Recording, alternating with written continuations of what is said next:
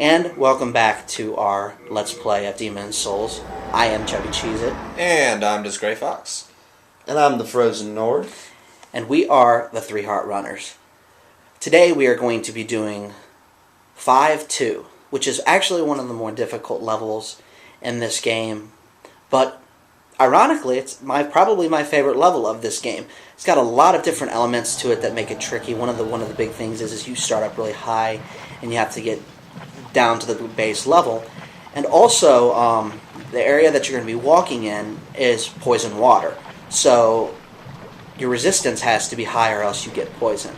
Now, the way I have my character set up is so that I have high resistance to this, and also I have on the regenerator ring and then the adjudicator shield, which will bring my health back while I'm poisoned, so I don't have to continually use a couple of items that get rid of poison. The item of that of course is the Widow's Lotus. Today we are actually going to discuss another topic, and this topic is going to actually be N64 platformers. And the reason why I'm discussing this is because they've disappeared. They don't really exist anymore. And it's unfortunate because it was one of my favorite genres, and as a kid, it really influenced my video gaming, and that's something that I'd like to get back. So without further ado, I'm going to let just Great Fox here do a little bit of explaining. Alrighty, I'm going to explain to you a few things about what I like about the old style platformers, as well as why I think they have kind of gone out the windows as of late. One of my favorite things about the old style platformer was that it was just an all-around fun game. The gameplay was usually what the game was focused around. The story usually wasn't a huge deal. It was more about the player making their own experiences and just generally having a good time. I don't mean to interrupt, but this is important here. That's the broken sword there, and we're going to be turning that into the blue blood sword. Go ahead and continue. Indeed. Which is going to be one of the swords you're going to use for a very long time, so don't miss it. But anyway, back to the discussion about the N64 platformers. I as well grew up with the N64. I had an NES as well as a Super NES, but the N64 is really where I hit my stride as far as video gaming goes. And so the old N64 platformers are definitely something that hit home with me. Another thing I loved about the old N64 platformers, besides the fact that the gameplay was always just phenomenal, is that the characters that you got with those games were always memorable.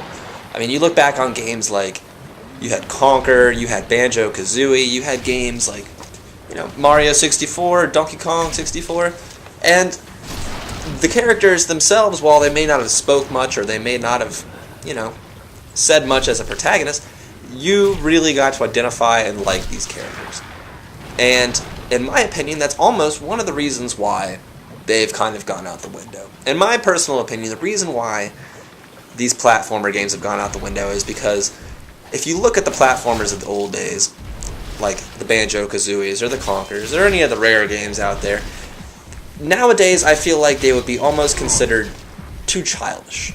They would seem as though something that a mature audience wouldn't really get into, which is definitely a mistake because I feel like there's definitely a big market out there still for characters like this, but in my opinion, the fact that these games came off almost as kids' games is one of the main reasons why they don't get made anymore. And there's this huge push nowadays to focus on realism, to focus on mature audiences, to focus on all of these things, and that's why you get these huge rushes of first-person shooters, you get these huge rushes of realistic, stealth games, and in my opinion, they're really missing the boat here, because I feel like me, as well as a whole bunch of other people who grew up, with the N64 and the NES and the Super Nintendo, are looking for a relatable character that not necessarily is realistic, somebody that it's kind of out there, because that's what games used to be, playing as a character that was fun, in environments that were wacky but enjoyable.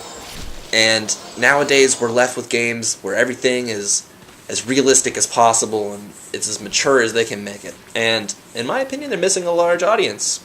But when has the video game industry ever had its finger on the pulse of what's going on? And I'm going to throw it back over to cheese it here for a second and let him give you his take on old-style platformers. Well, one of the things that I miss about them most is complexity and difficulty. Most of these games that we're talking about goes all about collecting everything. I mean, and advancing on to the next area.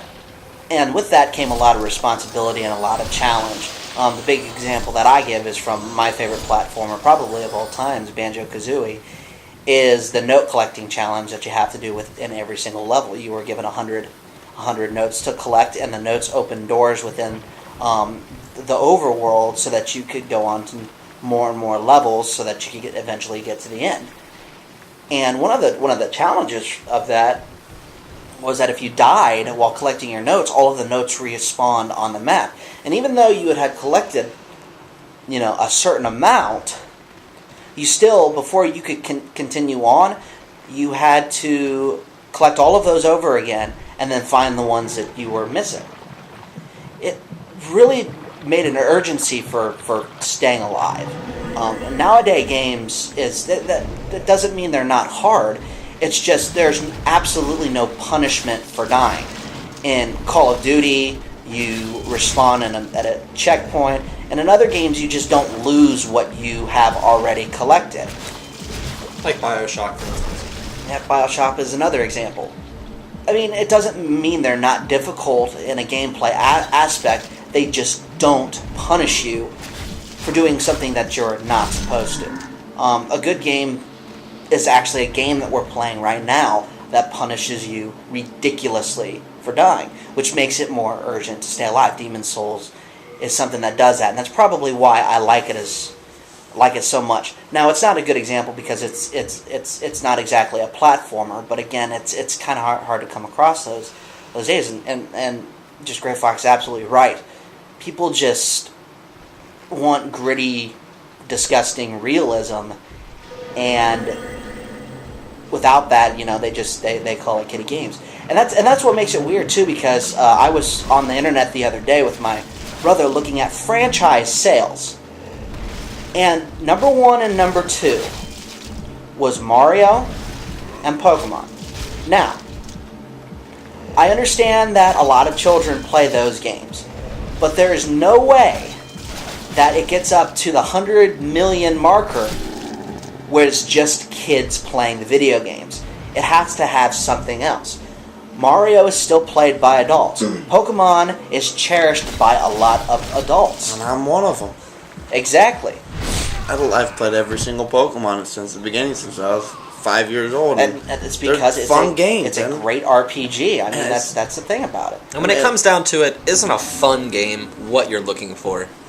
Whether it's realistic, whether it's bright and colorful, as long as you have a very good time playing it, isn't that the whole point?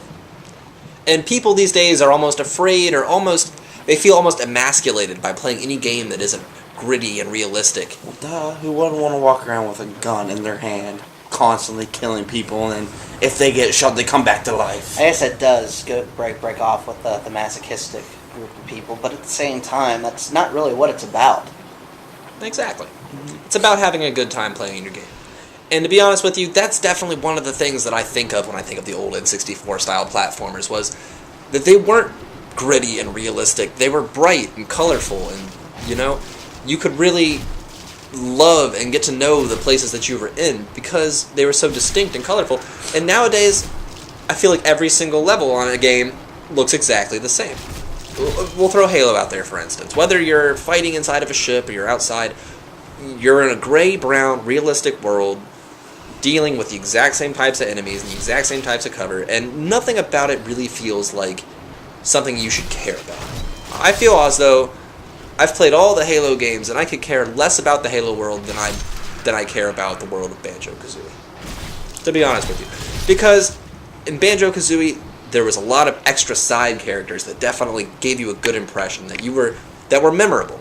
Like Gobi, the camel.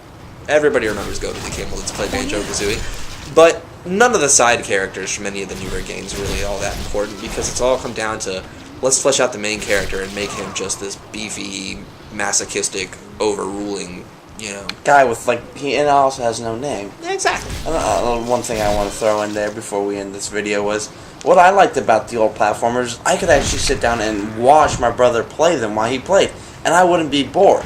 Nowadays, I watch my friends play. I'm not playing Call of Duty, play Call of Duty, and I get bored. I want to play it, and that's something I miss from video games, is actually being able to watch them without playing them. And we are the 3 Heart Runners.